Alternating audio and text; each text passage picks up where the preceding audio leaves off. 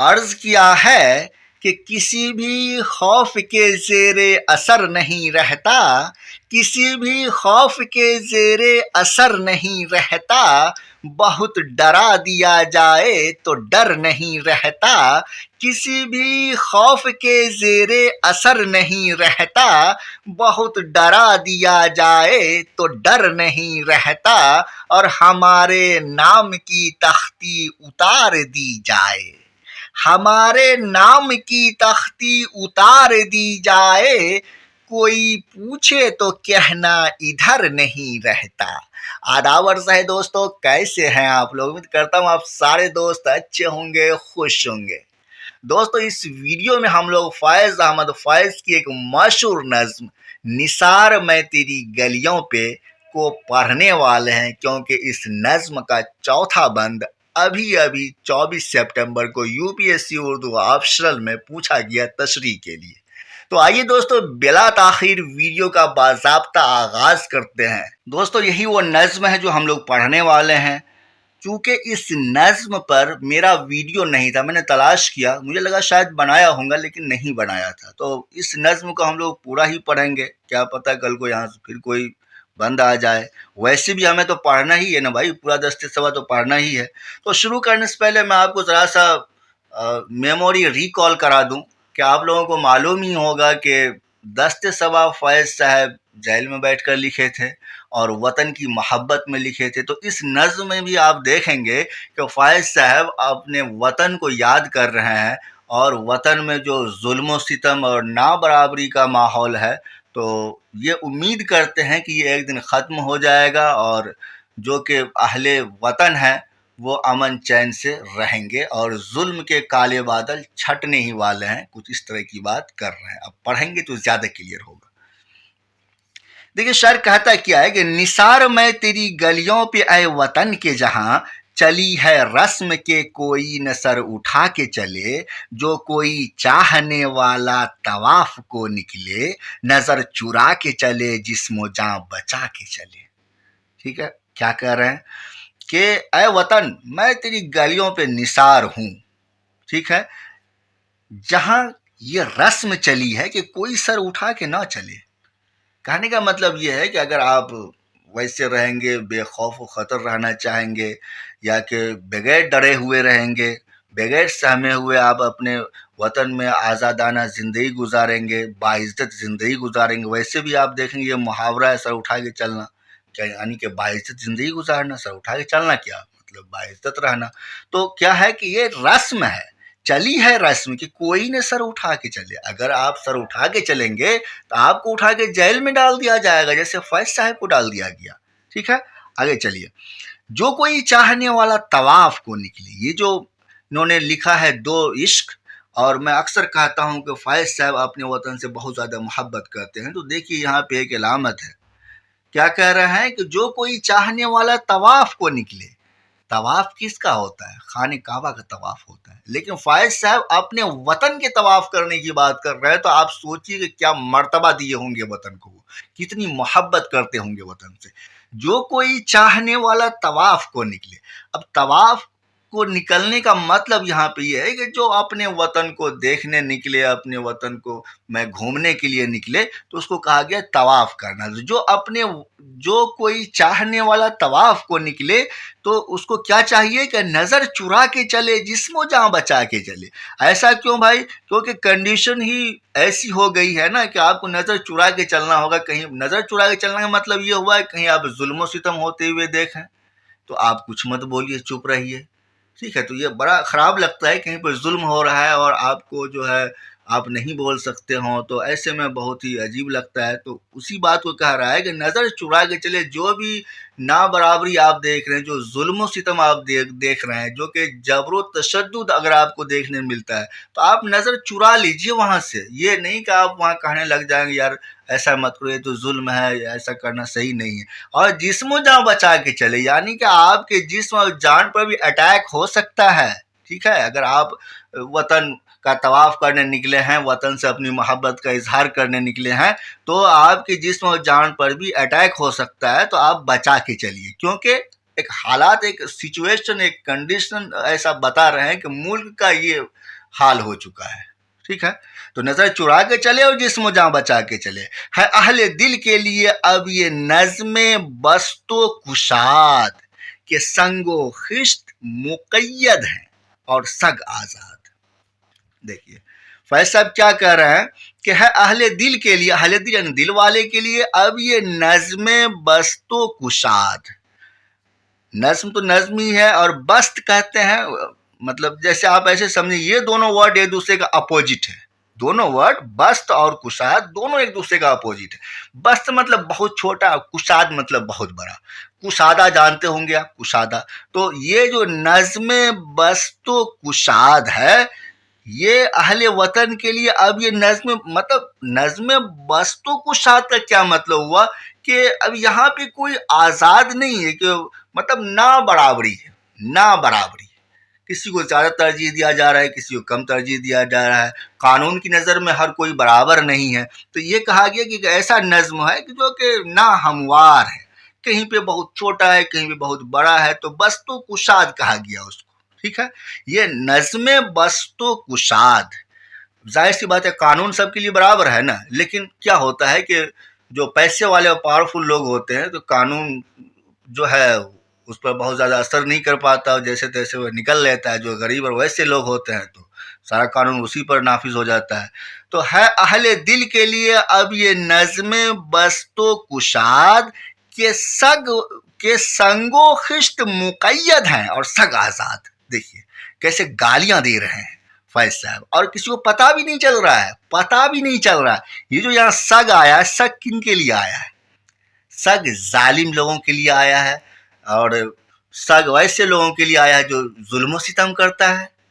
ٹھیک ہے، اور جو کہ کرپشن برپا کر رہا ہے، جو کہ ہر طرف جو ہے قتل و غارت کا بازار گرم کر رکھا ہے، ان کے لیے سگ آیا. ان کو کتا بھی کہہ رہے ہیں، کتا بھی کہہ رہے ہیں، لیکن انداز ایسا ہے کہ بہت سارے لوگوں کو لگے گا کہ اچھا یہ تو ویسے ہی کہہ رہے ہیں. ویسے نہیں کہہ رہے ہیں، ڈائریکٹ گالیاں دے رہے ہیں. لیکن یہ ہے کہ شاعری کا انداز ہے تو آپ کچھ نہیں بول سکتے ہیں.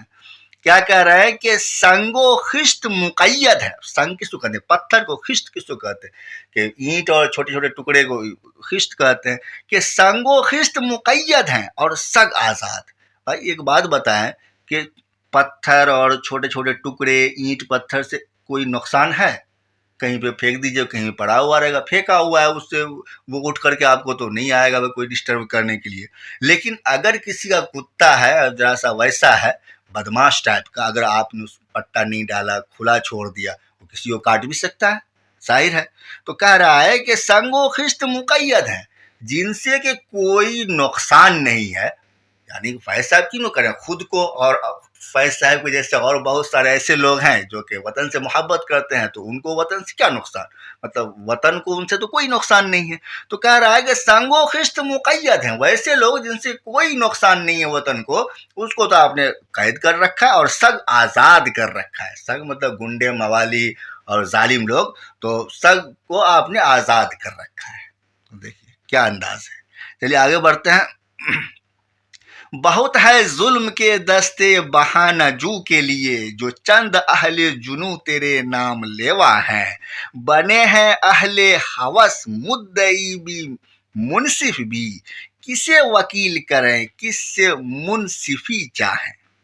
ٹھیک ہے، دیکھیے بہت ہے ظلم کے دستے بہانہ جو کے لیے.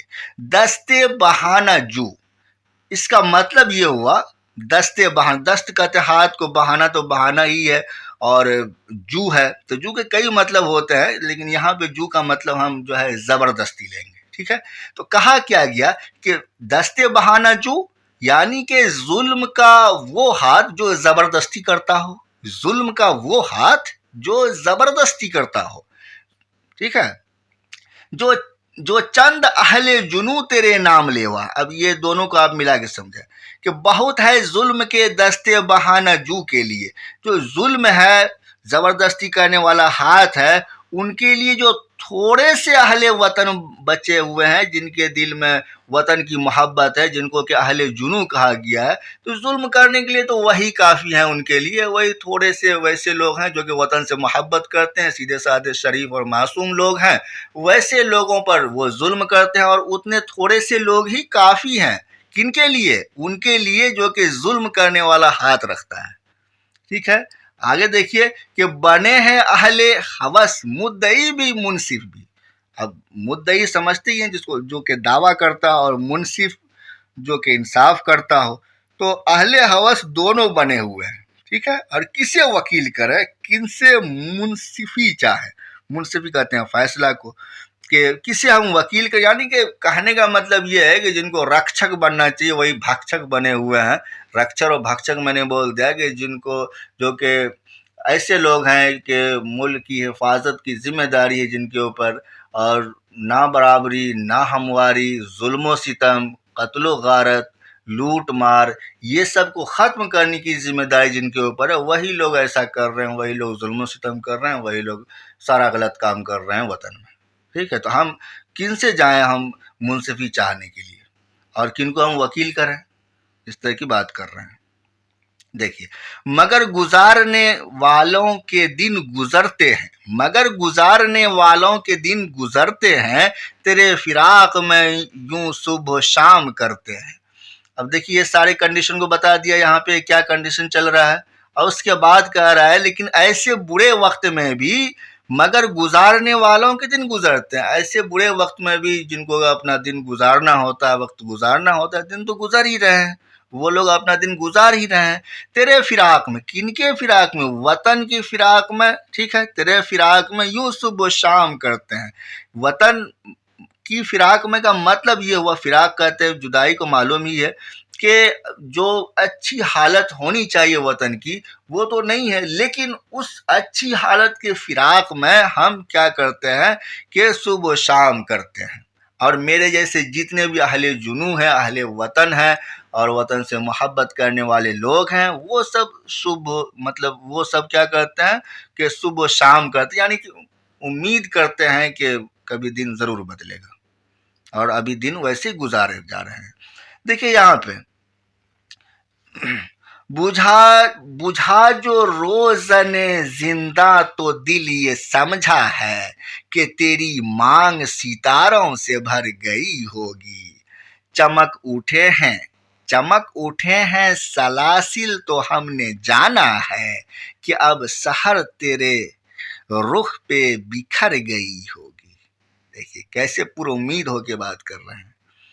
اور تصویر کشی بھی یہ کیا کہہ رہے ہیں کہ بجھا جو روزن زندہ تو دل یہ سمجھا ہے. روزن کہتے ہیں روشن دان کو، روزن زندہ کا روشن دان، زندہ قید خانہ کہتے ہیں، معلوم ہی ہے آپ کو. تو بجھا جو روزن زندہ تو دل یہ سمجھا ہے. کیا سمجھا ہے اس کی ڈیٹیل ہے آگے. ویسے بھی آپ دیکھیں گے کہ قرآن میں آیا ان مع العسر یسرا، ان مع العسر یسرا، ایسا کچھ ہے کہ بے شک جو ہے برے وقت کے بعد اچھا وقت آتا ہے نا. فإن مع العسر یسرا، ان مع العسر یسرا، ایسا ہی کچھ ہے. تو کہا گیا کہ بجھا جو روزن زندہ تو دل یہ سمجھا ہے. جب روشن دان بجھ گیا، اندھیرا ہو گیا، تو میرا دل کیا کہا کہ تیری مانگ ستاروں سے بھر گئی. تیری مانگ کس کی مانگ؟ وطن کی مانگ. آپ کو معلوم ہے کہ فیض صاحب کے دو محبوب ہیں، ایک تو ان کا اپنا وطن اور ایک روایتی محبوب. تو کہا گیا کہ تیری مانگ ستاروں سے بھر گئی ہوگی. اور کیا چمک اٹھے ہیں سلاسل تو ہم نے جانا. سلاسل کس کو کہتے ہیں؟ سلاسل کہتے ہیں زنجیر کو، جس سے کہ کسی انسان کو جکڑتے ہیں، باندھتے ہیں. تو چمک اٹھے ہیں سلاسل تو ہم نے جانا ہے کہ اب تیرے رخ پہ اب سحر تیرے رخ پر بکھر گئی ہوگی. اب سحر رخ پر بکھر جانا ایک علامتی انداز ہے کہ ظلم کی کالی رات چھٹ جانا، ظلم کی کالی رات ختم ہو جانا اور سویرا ہو جانا، سحر ہو جانا، یعنی کہ اچھا وقت آ جانا. ٹھیک ہے، تو اب شاعر کہہ رہا ہے کہ جب کوئی برا وقت آتا ہے تو اس کے بعد بہت اچھا وقت آتا ہے. آپ کو معلوم ہی ہے کہ اللہ نے کلیئرلی کہا ہے کہ بے شک مشکل کے بعد آسانی ہے، اس طرح سے رکھا ہے، کہا گیا ہے کہ جو ایسی کنڈیشن بنی، جو روشن دان بجھ گئے، اور تو ایسا مجھے لگا کہ تیری مانگ ستاروں سے بھر گئی ہوگی، یعنی کہ اب جو ہے وطن میرا بہت اچھا ہو گیا، چمک اٹھے سلاسل تو ہم نے جاننا، یعنی کہ ظلم جب ایکسٹریم پوائنٹ پہ پہنچ گیا تو مجھے ایسا لگا کہ اب جو ہے ظلم ختم ہوگا اور امن چین سکون کی زندگی شروع ہوگی، ایسا ہی کچھ اس میں ہے۔ ٹھیک ہے، اب کلیئر ہے، کوئی ویسا نہیں ہے کہ بہت دقت ہے۔ دیکھیے اسی کی یہ کڑی ہے یہاں پہ، غرض تصور شام و سحر میں جیتے ہیں، گرفت سایہ دیوار و در میں جیتے ہیں۔ اب دیکھیے یہ جو تصور کیا اوپر، یہ تصور کیا نا یہاں پہ کہ روشن دان ختم ہو گیا تو مجھے لگا کہ اب جو ہے مانگ بھر گیا ہوگا اور زنجیر سے ہمیں قید کر دیا، تو اب مجھے لگا کہ بھائی رخ پر جو ہے سحر بکھر گیا ہوگا، تو کہہ رہا ہے جو تصور ہے، اسی تصور کے بارے میں یہاں کہہ رہا ہے کہ غرض تصور شام و سحر میں جیتے ہیں، صبح شام کا جو تصور ہے تو اسی میں ہم جیتے ہیں۔ فیض صاحب کہہ رہا ہے کہ ہم اسی میں جیتے ہیں کہ وقت اچھا آئے گا، پورا امید ہو کر کے، اور کیا گرفت سایہ دیوار و در میں جیتے ہیں۔ اب جو قائد ہے فیض صاحب، تو وہاں پہ سایہ ہے، دیوار ہے، در ہے، اور یہ سبوں کے گرفت میں، اور اسی میں وہ جیتے ہیں۔ آگے بڑھتے ہیں، دیکھیے یہ بند آیا ہوا تھا ابھی 2023 کی UPSC اردو آپشن میں، یہیں سے یہ بند آیا ہوا تھا تشریح کے لیے۔ جن کو معلوم نہیں ہوگا کہ یہ اس نظم سے آیا، اس کو بہت کم مارکس ملا ہوگا، بہت کم، بالکل ویسے تھوڑا سا دے دیا۔ دیکھیے یوں ہی ہمیشہ الجھتی رہی ہے ظلم سے خلق، نہ ان کی رسم نئی ہے نہ اپنی ریت نئی، یوں ہی ہمیشہ کھلائے ہیں ہم نے آگ میں پھول، نہ ان کی ہار نئی ہے نہ اپنی جیت نئی۔ ٹھیک ہے، دیکھیے یوں ہی ہمیشہ الجھتی رہی ہے ظلم سے خلق، خلق کہتے ہیں تخلیق کو، خلق جو چیز تخلیق شدہ ہوتا ہے اس کو خلق کہتے ہیں، یہاں انڈائریکٹلی انسان اور دوسرے جو مخلوق ہیں ان کو کہا گیا خلق۔ تو کیا ہے کہ ہمیشہ ہی ظلم ہوتا ہے، ہمیشہ الجھتی رہی ظلم سے خلق، ظلم سے خلق ہمیشہ ہی الجھتی رہی ہے، کوئی نئی بات نہیں ہے، ہمیشہ سے ہی ظلم ہوتا رہا ہے۔ اب صرف انسان پر ہی نہیں، آپ دیکھتے ہیں کہ ویسے بھی جو کوئی جانور ہے تو اپنے سے چھوٹے جانور کو مار دیتا ہے، بڑی مچھلی چھوٹی مچھلی کو کھا لیتی ہے۔ تو یوں ہی ہمیشہ الجھتی رہی ہے ظلم سے خلق، یعنی کہ خلق پر، مخلوقات پر ہمیشہ سے ہی ظلم ہوتا رہا ہے، نہ ان کی رسم نئی، نہ تو ظالم لوگ جو ہیں ان کا جو رسم ہے ظلم کرنے کا، یہ رسم کوئی نئی نہیں ہے، اور نہ اپنی ریت نہیں، اور جو میرے اوپر ظلم ہو رہا ہے تو یہ بھی کوئی نئی ریت نہیں ہے، بہت پرانی صدیوں سے چلی آ رہی ہے، ہمیشہ سے۔ یوں ہی ہمیشہ کھلائے ہیں ہم نے آگ میں پھول، اب آگ میں پھول کھلانا بھی ایک محاورہ ہے، اور اس کا کیا مطلب ہوتا ہے کہ بہت کہتے ہیں نا کہ ناک سے چنے چبانا، یا کہ آگ میں پھول کھلانا، مطلب یہ ہوا کہ بہت مشکل کام کرنا، بہت زیادہ کوئی کام بہت ٹف اور ڈیفیکلٹ ہو اس کو کر لینا، تو کہا گیا کہ آگ میں پھول کھلانا۔ تو یوں ہی ہمیشہ کھلائے ہیں ہم نے آگ میں پھول، نہ ان کی ہار نہیں نہ اپنی جیت نہیں۔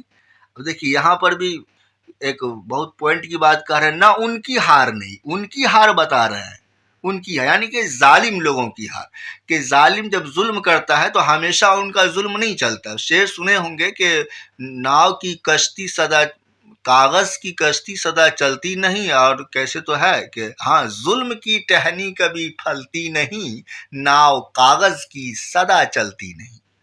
ٹھیک ہے، تو نہ ان کی ہار نہیں نہ اپنی جیت نہیں، کہ ایسا نہیں ہے کہ جو پہلی بار جیتیں گے، یہ تو صدیوں سے ہے جیتتے آ رہے ہیں، اور قرآن میں بھی آیا ہے کہ جب بنی اسرائیل کے لوگ تھے اس پہ بہت ظلم کرتا تھا فرعون، بہت ہی برا حال کر دیتا تھا کہ ان کے بیٹوں کو تو ذبح کر دیا اور بیٹیوں کو چھوڑ دیتا تھا۔ تو اللہ نے چاہا کہ بھائی ان کو ہم سرپرست کرائیں اور ان کو آگے بڑھائیں۔ تو ہمیشہ سے آپ دیکھیں گے جن پر بھی ظلم ہو رہا ہے، اور جن پر بھی ظلم ہو رہا ہے تو دھیرے دھیرے ایک وقت آ جاتا ہے کہ ظلم ان پر ہونا بند ہو جاتا ہے اور سارا کچھ ٹھیک ہو جاتا ہے۔ وہ ان کی جیت ہو جاتی ہے۔ تو کہہ رہا ہے کہ نہ ان کی ہار نہیں ہے، نہ اپنی جیت نہیں، یہ رسم ہے، یہ کہ چلا آ رہا ہے، اور ایک دن ایسا ہوئے گا کہ ظلم کرنے والے ہاریں گے اور ظالم اور جو کہ مظلوم ہے وہ جیتیں گے۔ اللہ پاک کن کے ساتھ ہے؟ اللہ پاک مظلوم کے ساتھ ہوتا ہے، ظالموں کے ساتھ اللہ پاک نہیں ہوتا ہے۔ اللہ نے تو کلیئرلی مینشن کیا ہے قرآن میں کہ ہم تو بالکل ہی پسند نہیں کرتے ہیں ایسے لوگوں کو جو کہ ظلم کرتا ہے، ٹھیک ہے۔ اور آپ دیکھیں گے کہ ظلم کرنے والے کو بہت زیادہ آسانیاں ہوتی ہیں، میسر ہوتی ہیں کہ اچھے سے ظلم کرو بیٹا، کوئی دقت نہیں، طبیعت سے ظلم کرو۔ تو اس کے لیے بھی قرآن میں اللہ پاک نے کہا ہے کہ جب وہ آتے تھے نا منافق لوگ، تو جاتے تھے وہاں مسلمانوں میں، کہتے تھے ہم تمہارے ساتھ ہیں، اور جب اپنے شیطانوں میں آتے تھے تو کہتے تھے کہ بھائی ہم تو تمہارے ساتھ ہیں، مسلمانوں سے تو ہم ہنسی کیا کرتے ہیں۔ تو وہاں پہ اللہ نے کہا ہے کہ کہہ دو کہ ان سے اللہ ہنسی کرتا ہے، اور ان کو ڈھیل دیے ہوا ہے، اور ان کو جو ہے ویسا مطلب موقع دیے ہوا ہے کہ وہ بہت زیادہ ظلم کرے، اور ہم ظالموں کا بہت جلد حساب لیں گے۔ ایسا صاف لکھا ہوا ہے، آپ پڑھ لیجئے گا۔ دیکھیے آگے کیا لکھا ہے کہ اسی سبب سے فلک کا گلہ نہیں کرتے، تیرے فراق میں ہم دل برا نہیں کرتے۔ اب فلک کا گلہ نہیں، فلک کہتے ہیں ویسے لفظی مطلب دیکھیں گے آسمان، ٹھیک ہے۔ تو اسی سبب سے فلک کا گلہ نہیں، کس سبب سے؟ اس سبب سے، فلک آسمان، اور آسمان سے یہاں پہ مراد آپ اللہ پاک کو لے سکتے ہیں، قسمت کو لے سکتے ہیں، ٹھیک ہے۔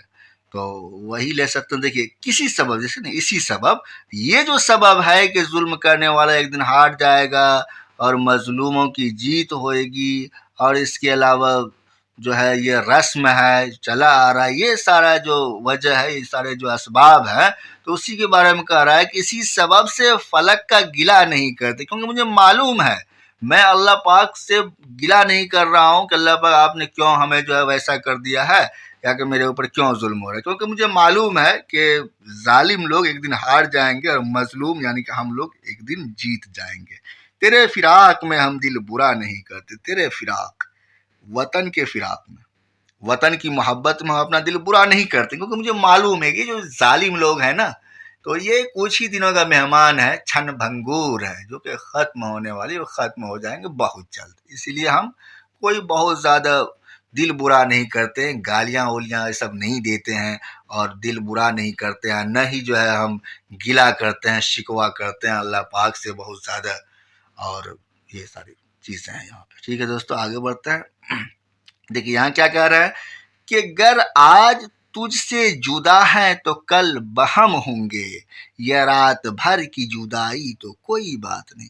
پھر یہاں پر بھی تھوڑا سا پرامید ہو کے بات کر رہا ہے کہ گر آج تجھ سے جدا ہے تو کل بہم ہوں گے۔ جدا ہے کس سے؟ تجھ سے، کس سے؟ وطن سے۔ کہہ رہا ہے وطن سے مخاطب ہوگا فیض صاحب کہ گر آج تجھ سے جدا ہے تو کل بہم ہوں گے۔ بہم ہونا مطلب ایک ساتھ ہو جانا، بہم ہونا ایک ساتھ ہونا۔ تو آج بہم تو کل بہم ہوں گے، اور یہ رات بھر کی جدائی، یہ رات بھر کی جدائی بتا رہے ہیں، رات بھر کی جدائی اس لیے بتا رہے ہیں۔ اب یہ مت سمجھے صرف رات بھر کی جدائی ہے، کہ کہنے کا انداز ہوتا ہے کہ رات جو استعمال ہوتا ہے نا، تو برے وقت کے لیے استعمال ہوتا ہے۔ اگر ہم کہیں گے رات بھر کی جدائی، تو اس کا یہ مطلب نہیں ہوا کہ بس رات بھر کی جدائی، ایسا نہیں۔ جتنا ہمارا برا وقت ہے وہ سب کو رات کہا گیا، رات کالی اندھیری برے وقت کے لیے استعمال ہوتا ہے۔ تو یہ رات بھر کی جدائی تو کوئی بات نہیں، یہ تھوڑے دنوں کی جدائی ہے، تو اسے تو کوئی بات نہیں ہے، ایک دن وقت ضرور اچھا آئے گا اور ہم اپنے وطن سے جا ملیں گے، اور اس میں جو ہے بہت زیادہ پریشان ہونے کی ضرورت نہیں۔ یہ خود سے بھی کہہ رہے ہیں اور اہل وطن سے بھی کہہ رہے ہیں، جن لوگوں پر ظلم ہو رہا ہے ان لوگوں کو بھی کہہ رہے ہیں کہ تھوڑا صبر رکھو اور سب ٹھیک ہو جائے گا، ٹھیک ہے۔ چلیے آگے بڑھتے ہیں۔ دیکھیے گر آج اوج، اس کو اوج بولتے ہیں، گر آج اوج پہ ہے طالع رقیب تو کیا، یہ 4 دن کی خدائی تو کوئی بات نہیں۔ خدائی جدائی ہوگا بھائی، خدائی تو کوئی بات نہیں، جدائی اور خدائی دونوں رکھ کے جو ہے سیٹ ہو جائے گا، دونوں بھی رکھ دیں گے نا، چاہے جدائی ہو یا خدائی ہو، تو دونوں سے ایکسپلین ہوگا. چلیے آگے بڑھتے ہیں. تو جو تجھ سے عہد وفا استوار رکھتے ہیں، علاج گردش لیل و نہار رکھتے ہیں. تو گر آج اوج پہ ہے طالع رقیب تو کیا. اوج کہتے ہیں جیسے کہ جیسے بلندی ہوئی، شان و شوکت، مرتبہ، بزرگی، عزت، ٹھیک ہے، شہرت، اس کو کہیں اوج. گر آج اوج پر ہے طالع رقیب تو کیا. اب طالع رقیب کا مطلب یہ مت سمجھے گا تالا اور چابی لگا دیا، ایسا نہیں ہے. طالع لفظ آیا ہے طلوع سے. طلوع ہونا مطلب نکلنا، طلوع ہونا، نمو جس کو بولتے ہیں سنسکرت میں، طلوع ہونا. تو گر آج اوج پہ ہے طالع رقیب تو کیا. آج اگر ہماری بلندی پہ، ہمارے شان و شوکت پہ کیا ہے، قبضہ ہے. طلوع ہونا یعنی کہ طالع ہونا یعنی طلوع ہونے کی جو تو قبضہ ہے. کن کا قبضہ ہے؟ رقیب کا قبضہ ہے. گر آج اوج پہ ہے طالع رقیب تو کیا. تو رقیب کا قبضہ یعنی دشمن کا قبضہ ہے. ہمارے پرواز پہ، ہماری بلندی پہ، ہمارے شان و شوکت پہ، سب کچھ پہ کس کا قبضہ ہے؟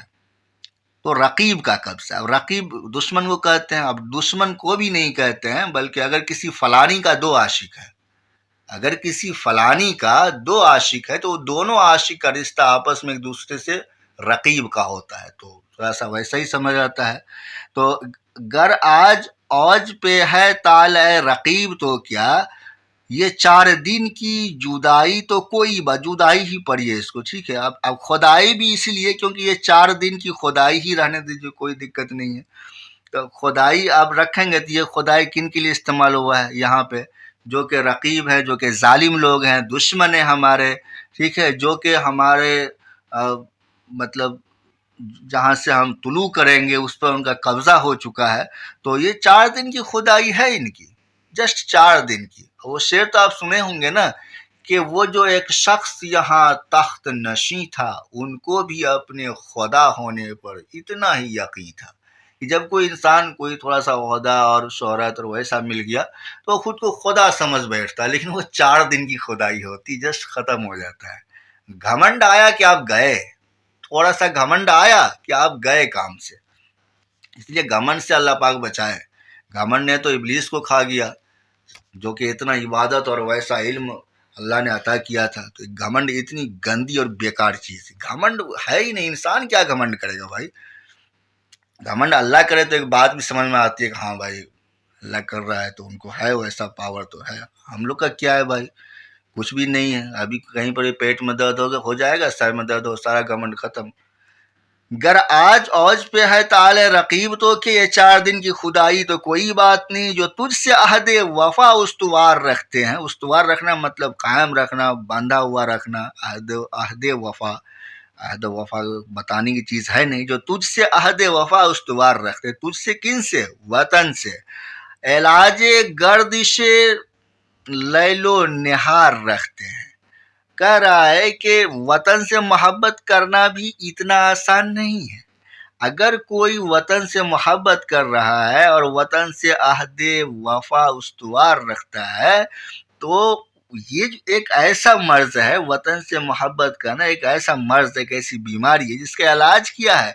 گردش لیل و نہار رکھتے ہیں. تو ان کا جو علاج ہے وہ صرف یہ ہے کہ لیل و نہار کی گردش ہی ان کا علاج کر سکتا. لیل و نہار آپ جانتے ہیں، لیل کہتے ہیں رات کو، نہار دن کو.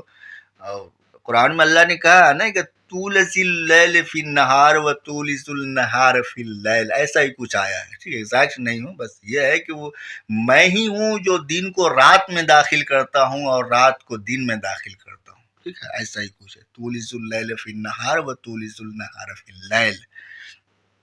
تو کہہ رہا ہے شاعر کہ علاج گردش لیل و نہار رکھتے ہیں کہ اسی سے جو ہے جو گردش ہے نا رات دن کی، تو اسی سے ان کا علاج ہوگا جو کوئی وطن سے عہد وفا استوار رکھتے ہیں. ٹھیک ہے، ختم ہو گیا. تو یہ نظم آپ نے دیکھا. اب یہاں پہ آخری دیکھیے کیا کہہ رہے ہیں کہ بھائی رات دن کی جو گردش ہے نا صبر رکھو اسی سے جو ہے तुम्हारी सारी बीमारियां ठीक हो जाएंगी, जो वतन से मोहब्बत है वो सब जो है तुमको महबूब मिल जाएगा, यानी वतन मिल जाएगा, और जो भी जालिम और वैसे लोग हैं, जाबिर लोग हैं, वो सब खत्म हो जाएगा। ठीक है, 4 दिन की खुदाई है उनकी। तो यही नज़्म थी दोस्तों। ठीक है, तो आप ज़रा सा ज़हन में रखिएगा कि हो सकता है कोई दूसरा तीसरा बंद आ जाए। इसमें तो चौथा बंद पूछा था इस बार। तो चलिए फिर मिलते हैं और नए वीडियो में। और मैं आपको बता दूं कि आखिर में जो कोई लोग अभी तक सुन रहे हैं वीडियो को, ऐसे मोहब्बत करने वाले और शफ़क़त करने वाले लोग हैं, तो मैं आप लोगों को बता दूं कि आज मीटिंग है शाम में 7 बजे यूपीएससी उर्दू ऑप्शनल के हवाले से, जिसमें ये डिसाइड होगा कि कब से कोर्स शुरू किया जाए, यूपीएससी उर्दू ऑप्शनल का पेड कोर्स कब से शुरू किया जाए, और भी बहुत तरह की बातें होंगी कि फ़ीस वगैरह क्या रखना चाहिए या बस सारी चीज़ें। ठीक है, तो आप लोगों से मैं कहूँगा कि आप 7 बजे शाम में जुड़िए। इस वीडियो के डिस्क्रिप्शन में आपको मेरे टेलीग्राम ग्रुप का लिंक मिलेगा, उसको आप ज्वाइन कर सकते हैं, और उसी ग्रुप में हम मीटिंग का लिंक शेयर करेंगे। ठीक है, तो चलिए दोस्तों, खुश रहिए और अपना बहुत सारा ख्याल रखिए। अल्लाह हाफिज़।